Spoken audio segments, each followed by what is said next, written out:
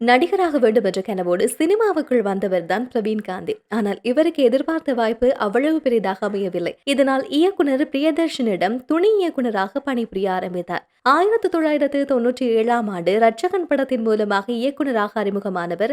தனது முதல் படத்திலேயே முன்னணி நடிகரான நாகார்ஜுனா மற்றும் உலக அழகியான சுஸ்மிதா சென் ஆகியோரையும் நடிக்க வைத்தார். AR ரகுமான் இசையில் இந்த படம் மிகப்பெரிய கமர்ஷியல் வெற்றியை கொடுத்தது. இந்த படத்தின் பாடல்கள் பட்டி தொட்டி எங்கும் சூப்பராக ஹிட்.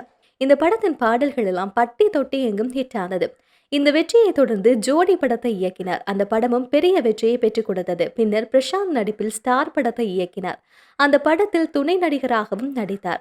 ஆனால் அதற்கு நெகட்டிவ் விமர்சனம் தான் கிடைத்தது. பின்னர் பல சர்ச்சைகளில் சிக்கிய அவர் பிக் பாஸ் சீசன் 9 போட்டியாளராக கலந்து கொண்டார். எனினும் முதல் வாரத்திலேயே வெளியேறியிருந்தார். இந்த நிலையில் தற்போது விஜய் குறித்து அவர் தெரிவித்திருக்கின்ற கருத்து சர்ச்சையை ஏற்படுத்தியிருக்கின்றது என்று சொல்லலாம். அதன்படி அவர் சொல்லியிருந்த விஷயம், சிம்பு மட்டும் ஒழுங்காக இருந்திருந்தால் இந்த நேரம் விஜயை காலி பண்ணியிருப்பார் என்று பிரவீன் காந்தி தெரிவித்திருக்கின்றார். மேலும் விஜய்க்கு ரஜினி தான் ரோல் மாடல். நாளைக்கு ரஜினி ஒரு சிக்னல் கொடுத்தார் என்றால் உங்களுக்கு எதிராக மக்கள் நிற்பார்கள். நீங்கள் நிற்கின்ற இடமெல்லாம் ரஜினி ரசிகர்கள் தான் நிற்பார்கள். நீங்களும் தோத்து போய்விடுவீர்கள் என்று பிரவீன் காந்தி சொல்லியிருக்கிறார்.